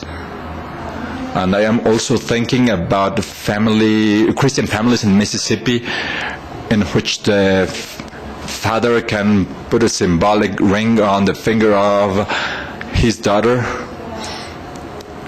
and until it is removed by the husband.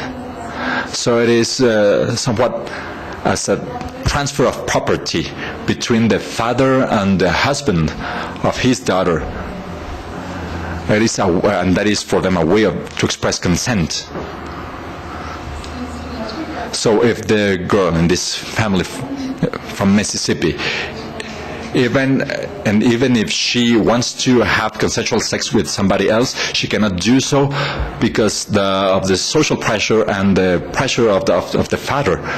And the history of Cambodia, the girls that do not wish to have sex with the men of the community cannot refuse their consent because the father can force them as well. And this is why I think that consent plays a very important role in this sexual practice. But I just wanted to ask for your opinion about the limits of the state's intervention in this regard.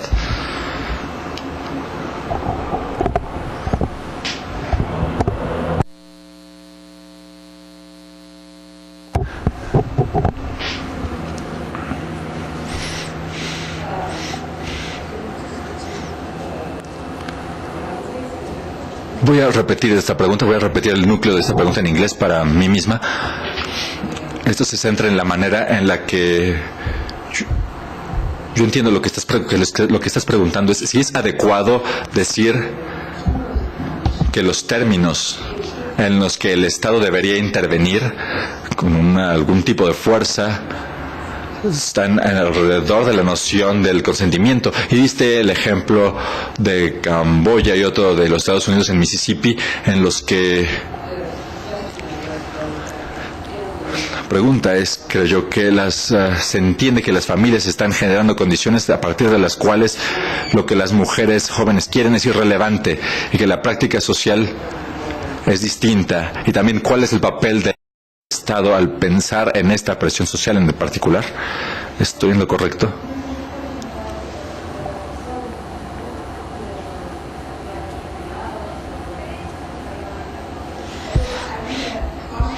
Aunque yo me gustaría afirmar de casi todo lo que escucho sobre Camboya, Laos y Tailandia. Yo he trabajado ahí por una década y es mucho más complicado de lo que se piensa. No es más complicado que vender personas. Yo, de hecho, nunca había escuchado de estas chozas del amor en Camboya y me quedé pensando así déjame pensar, pero sí entiendo la idea básica. Siempre es en casi todos los países, eso es algo que se aplica en casi todos los países y esto es uno de los factores que limitan mi propio trabajo. Todo lo que se escucha de primeras al respecto de cómo es una práctica sexual casi siempre no es cierto. Entonces la pregunta es, algo está pasando, pero ¿qué es? Podrían ser chozas, las mujeres van durante su regla, pero la pregunta más grande con la que me gustaría trabajar es que yo de manera simultánea estoy sugiriendo que el sentimiento es algo que no está tan claro, que no es en lo que nos sintamos muy cómodos, pero es lo mejor que tenemos. Entonces mi pregunta es, para una gama de diferentes personas, ¿cómo podemos pensar en cuáles son las condiciones en las que pueda haber un consentimiento significativo, en contra del cual no intervendrá o con el que no interferirá el Estado? Y nuestro problema es que históricamente en prácticamente todos los países, la pregunta del consentimiento significativo para un grupo marginado es algo en lo que no se ha pensado mucho. Es decir, para las mujeres y las chicas, las jóvenes, o para... Me quedaré con las niñas y las mujeres. Hay una historia muy bella sobre cómo se entiende de maneras distintas las reglas del consentimiento en Gran Bretaña. Esto lo hizo Matthew Reitz y parte de lo que él trataba de decir era que uno de nuestros problemas con esta palabra, la palabra consentimiento, es que la utilizamos para contener un conjunto de ideas, pero en realidad no verificamos si lo que está sucediendo en la práctica es lo que la gente está haciendo. Entonces, el que las personas digan sí o no al sexo se basa en una amplia gama de factores, entre los cuales entra la presión social junto con los deseos individuales o el progreso estratégico. Todo esto está presente cuando las personas dicen sí o no al sexo. La pregunta para nosotros en términos de derechos humanos es que esto es algo que se puede enmarcar de manera afirmativa como cómo podemos crear las condiciones materiales e ideológicas en el que la gama más amplia para decir sí sea posible para la mayor cantidad de personas, al igual que esté disponible para ellos la posibilidad de decir no. Y después la segunda pregunta, algo que me gusta en términos de la práctica de los derechos humanos es que no siempre se puede entrar a la ley, se pueden usar programas de educación, se pueden hacer películas sobre ideas, sobre lo que es interesante, sobre cosas que las mujeres piensan cuando dicen que sí o no al sexo. Sencillamente se puede trabajar con ideas en términos afirmativos como parte de un programa de derechos humanos. La pregunta para el Estado está en dos partes. Los Estados son parcialmente responsables por la divulgación de las ideas y el Estado es quien da el marco para el derecho penal. En general, tal como yo entiendo la posición emergente de la práctica de los derechos humanos en cuanto al derecho penal, es que cuando menos el derecho penal no está presente para colocar normas sociales, sino para tratar casos individuales de daño y su resarcimiento. En el caso de Mississippi, estos anillos, estas promesas de virginidad, Estos son principalmente en el sur de Estados Unidos, cristianos evangélicos en los Estados Unidos, quienes han comenzado a hacer de manera pública estas promesas de virginidad en la que los padres y los hijos vuelven a actuar lo que en esencial es que el padre es responsable de la virtud de una niña joven. Cuando sea en cualquier boda en la que el padre entregue a la novia, lo que se está haciendo es algo muy muy parecido. En esencia, estas promesas son básicamente reinterpretaciones sociales de esta práctica, y se está haciendo para que las chicas, bueno, si se habla de los padres en las familias que hacen esto, se hace de manera que las hijas puedan resistir la presión de tener sexo con quien quieran. Creen que es algo que las empodera. Y eso es lo que hasta se podría entender. Les da el poder de decir que no. La razón por la que a ti y a mí no nos podría gustar es porque se parece a una propiedad patriarcal de la castidad de la hija. Y como dijiste, esto muestra un poder social, pero no hay ninguna otra presión sobre la hija. Cuando menos en términos del derecho penal, el poder social no es asunto del derecho penal. Entonces yo no veo aquí un papel del derecho penal en este caso de Mississippi que acabas de describir. Porque yo veo el papel de los derechos humanos, veo el papel de las ideas al respecto de que las mujeres son propietarias de su propio interés sexual, veo dónde entran muchas otras intervenciones, pero no veo dónde entra la regulación del derecho penal, porque yo comencé la vida como una abogada de oficio. Yo representaba a personas que estaban siendo procesadas por el Estado. Y esto me hizo trabajar como feminista, porque lo que buscábamos era procesar a los violadores en los 80. Pero yo creo que de esta manera buscábamos minimizar el derecho penal y maximizar las ideas que podían luchar contra los estigmas sociales al respecto del sexo.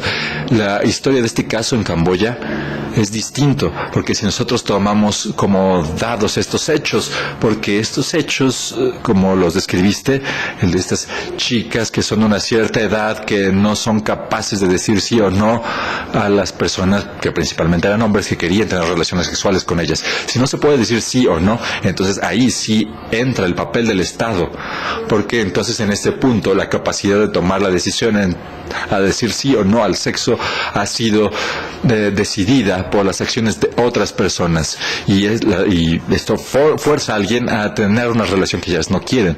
Entonces puedo ver esta distinción social que en parte,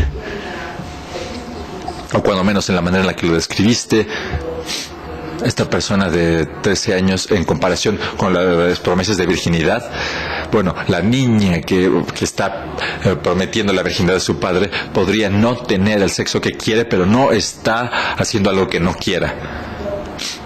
Este es el momento de decir que tener sexo que alguien no quiera es algo peor que no tener el sexo que alguien quiera. En mi parte, porque mi premisa es una interpretación muy limitada del derecho penal, pero creo que hay lugar para las intervenciones de manera que se pueda cambiar radicalmente el ambiente social en el que se pueda decir que sí al sexo que se quiere tener.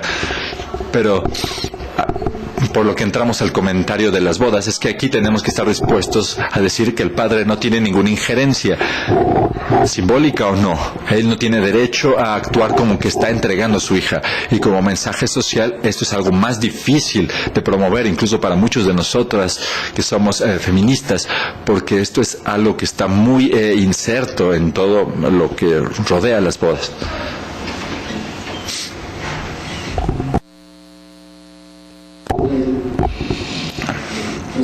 Esto está relacionado con uno de los primeros, lo primero que dijiste en cuanto a del desplazamiento de las tensiones sociales hacia las luchas por los derechos sexuales. Y yo estaba pensando en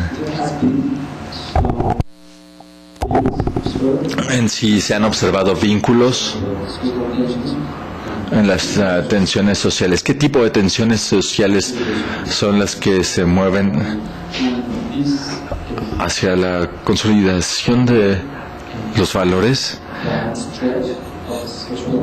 ¿Y en qué grado este estiramiento de los temas sexuales para movimientos políticos me hace preguntar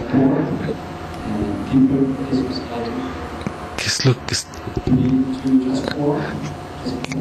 ¿Qué es lo que es? ¿Cómo es que este tipo de relaciones sólidas se han transformado en una dirección? ¿O hasta qué punto es suficiente el reconocimiento como derechos humanos para recibir derechos? ¿Qué es lo que ha transformado más a la sociedad? Y estoy pensando en que podría haber un paralelismo entre la autodeterminación como derechos humanos, tanto para los movimientos políticos como con los derechos y las luchas sexuales. Voy a comenzar desde atrás con la ironía. Es decir, con la autodeterminación como derecho es poderoso discursivamente y también es un tema del derecho internacional pero en derecho internacional y derecho individual es débil. En los tratados de los derechos humanos que hablan con que la autodeterminación de los pueblos es la base fundamental de los derechos, que es el artículo 1 de los derechos sociales, políticos y también es algo que se considera que no es ajusticiable. Entonces la analogía entre la autodeterminación de los pueblos y la autodeterminación individual es algo que se ha hecho de manera retórica en los últimos 10 a 15 años. Es algo que ha encontrado su hogar doctrinal, ya sea en el idioma de la dignidad y la persona o en la privacidad y la autonomía. Y ha tenido éxito con los tribunales en ese marco, no como una reivindicación de ese sentido, sino más bien como de privacidad, autonomía y libertad, o como de dignidad y la persona, y no ha tenido una fuerza en las constituciones nacionales. Solamente, por ejemplo, en el caso de la India, en cuanto a lo que se le llamaban actos no naturales, que los tribunales en la India habían interpretado como los actos homosexuales. Y esta afirmación de manera exitosa en tribunales como en Sudáfrica y en otros tribunales estadounidenses ha tenido un efecto en las regulaciones en los actos con el mismo sexo. En cuanto a su impacto en la regulación de la sexualidad en general, es algo que no ha sucedido. En parte porque los casos tienen que ver con una ley específica hecha ad hoc, pero la ironía es que muchos de los llamados estatutos de sodomía o para actos contra natura en la historia han cubierto la conducta tanto homosexual como heterosexual y han sido limitados por las cortes para solamente tratar con los actos con el mismo género. Es decir, que no se tiene una decisión doctrinal al respecto de la libertad sexual todavía. Tenemos tenemos todo un idioma al respecto de esto, pero todavía no entra a la intimidad y el tema del consentimiento, pero lleva la pregunta de qué es lo privado, y la pregunta sería ¿hasta qué punto extenderíamos el derecho de la autodeterminación en términos de las decisiones sexuales? ¿Eso se aceptaría para las personas que compran y venden sexo? Con consentimiento, pero en otras palabras, la noción de que se permitiría la autodeterminación como una decisión. Yo nunca utilizo el idioma de la elección porque el lenguaje pero la decisión como un idioma es algo que entra en una evaluación política y nosotros casi siempre tomamos decisiones sexuales como una estrategia, ¿cierto? Y algo que es interesante al respecto del trabajo sexual y las leyes de prostitución es que de inmediato entramos a si esto es libre o no y empezamos a utilizar un idioma de libertad y autonomía, y nosotros en nuestra vida cotidiana ni siquiera vivimos estos conceptos y ni siquiera actuamos de esa manera. Pero es interesante que dijiste que tú lo harías porque dentro de los derechos humanos no hay claridad, no hay ninguna doctrina jurídica.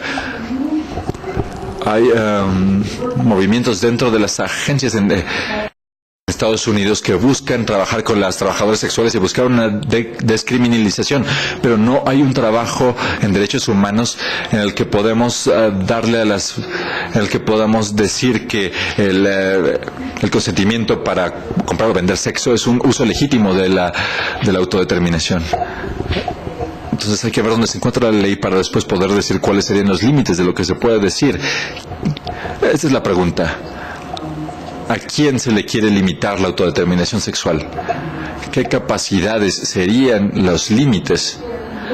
Y aquí es donde, si vemos la Convención de los Derechos de las Personas Discapacitadas, la cuestión de la capacidad jurídica para tomar decisiones, la personalidad jurídica para las personas con discapacidades físicas e intelectuales es algo que está comenzando a disputarse. Y este es uno de los pocos terrenos en los que se ha hecho un trabajo muy interesante respecto a cuál es la personalidad que se espera de una persona para que puedan decir sí o no al sexo. Se dice que las personas que tienen más de 18 años, y yo diría que la norma bajo el derecho internacional humanitario es que, bueno, el estándar blando es que aunque el matrimonio a los 18 años es la ley básica, la actividad sexual se tolera por la mayor parte de los organismos de derechos humanos a partir de los 14 o 15 años de edad. Usualmente si entienden que esto se realizará con alguien que esté dentro de este mismo rango de edades. Pero vean los temas que empiezan a surgir cuando pensamos en lo que es inaceptable, en lo que, digamos, en un acto sexual entre una persona de 15 años y alguien de 30. Pensamos que hay algo que está mal, pero ¿qué es esto que está mal? ¿Y cuál es la respuesta ante esto que percibimos que está mal? Ya sea desalentarlo con campañas de información o criminalizarlo y llamarlo estupro. Podemos decir que algo está mal, pero podemos regresar a tu pregunta. Hay muchas maneras de intervenir en lo que está mal y en qué momento le pedimos al derecho penal, con todas sus penas y procesos de estigmatización, que realice ese trabajo. Y creo que este es un campo en el que no se ha puesto a prueba en los derechos humanos.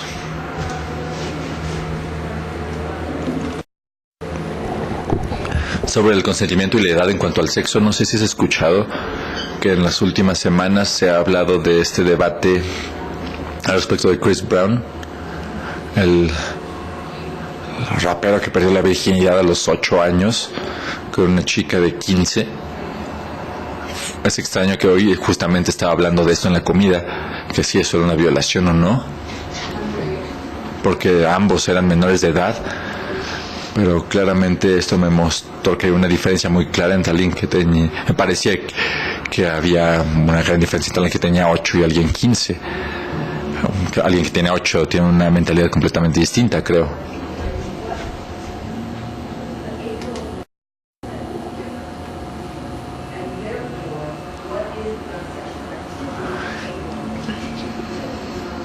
De nuevo, una disculpa, no se puede interpretar lo que no se diga en el micrófono. Sí, de nuevo, es que los niños de 8 años no son iguales en todas las comunidades, los niños y las niñas. Creo que él venía de un lugar pobre y marginado.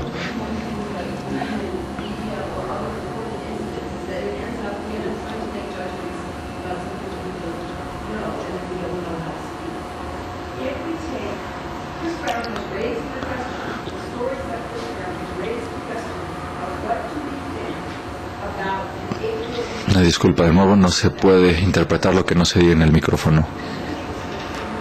Aparentemente más era consensuado.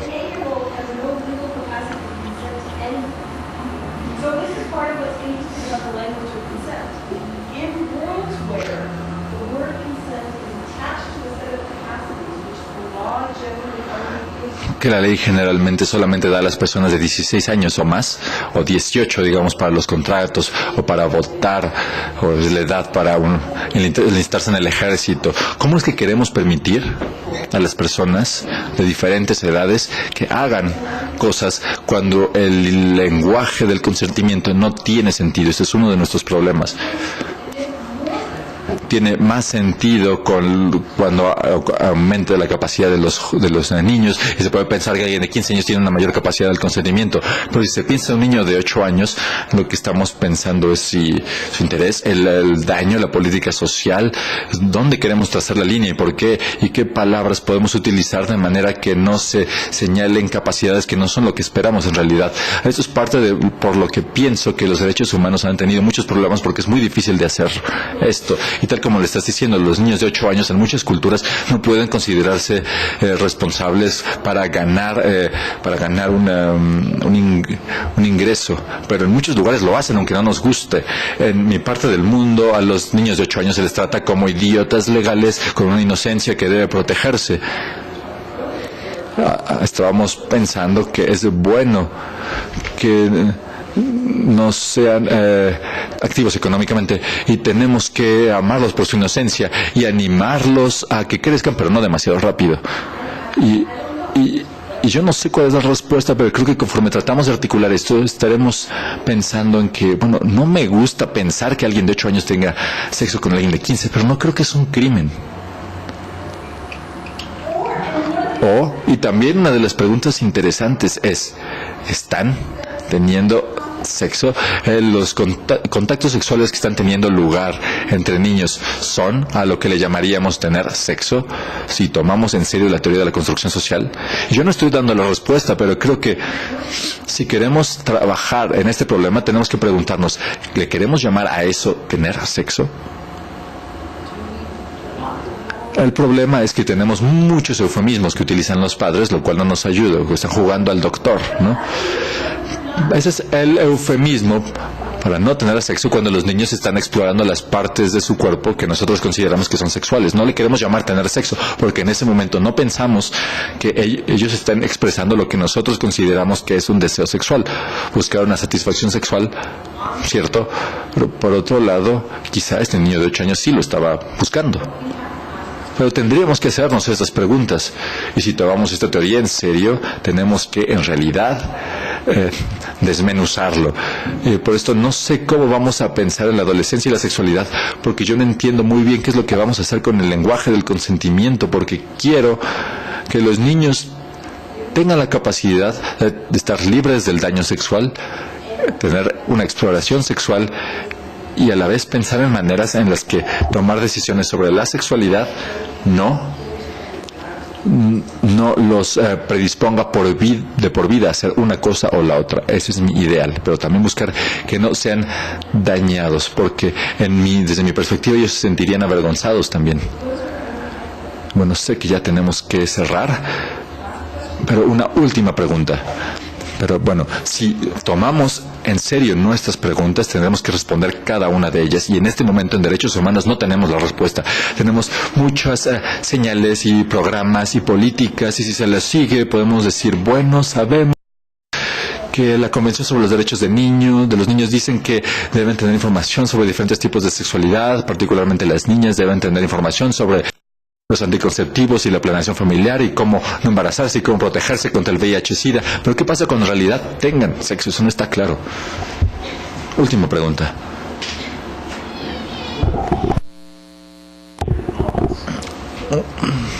Uno de mis momentos favoritos del trabajo de Robbins fue su pregunta, porque fue una pregunta muy muy difícil para mí al respecto de si en verdad estaba tan mal satanizar esta asociación de amor entre hombre y niño, porque ve construcción social de los abusadores infantiles y el estupro y los pedófilos. Entonces me pregunto, nosotros como sociedad, en casi todos los países occidentales, los colocamos al fondo de este estándar de legitimidad. Y conforme yo estaba leyendo sus reflexiones, para mí se volvió algo visceral, porque esto está grabado muy profundamente en nuestra conciencia al respecto de cómo sentirnos cuando un niño está siendo explotado o dañado sexualmente con o sin su consentimiento, aunque tenga o no autonomía. Entonces me encantaría escuchar tus reflexiones al respecto de este tema. Y yo tengo dificultades como todos. Yo percibo que parte de la diferencia entre lo que yo entendería como o que yo aceptaría dentro de las actividades sexuales es algo que para mí debe comenzar a partir de los 13 o 14 años, dependiendo del país o la cultura. Y eso es lo que quiero decir con tener sexo. Cuando una persona tiene la comprensión cultural de que lo que está haciendo con su cuerpo tiene un significado particular y se le llama tener sexo, es en ese momento cuando de verdad marca una diferencia el si hay consentimiento o no. Antes de eso, lo que yo adivinaría y mi intuición me diría que nosotros genuinamente queremos proteger a los niños de exponerse a esas formas de actividad que provengan de otras personas, sea cual sea su edad, que estén interesados en tener sexo cuando los niños no lo estén. Entonces, esto básicamente haría que la mayor parte de las actividades sexuales entre cualquier adulto y cualquier persona que tenga menos de 10 años, algo que es, en la mayoría de los casos, o más bien será en contra de la ley. Pero entonces nosotros debemos decir, si como política pública debemos justificar cuál es la razón de esto, y no se tiene que basar en la inocencia, tiene que basarse en otra cosa, y no sé cuál es la teoría. Mi intuición, sin embargo, es que nosotros queremos que para que una persona pueda formarse la capacidad de tomar una decisión de lo que hagan con su cuerpo, necesitan un espacio en el cual tengan la libertad de saber qué es lo que está sucediendo con su cuerpo. Así es como yo lo entendería, así es como entendería el racionamiento detrás de las leyes que protejan a los menores en contra de la actividad sexual.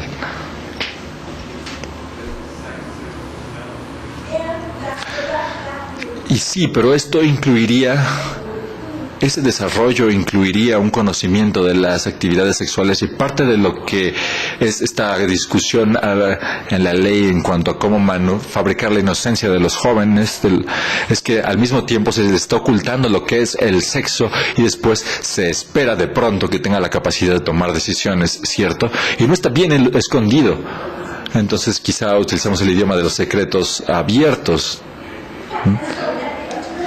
Y resulta ser que la hipocresía es uno de los lugares más productivos para el deseo.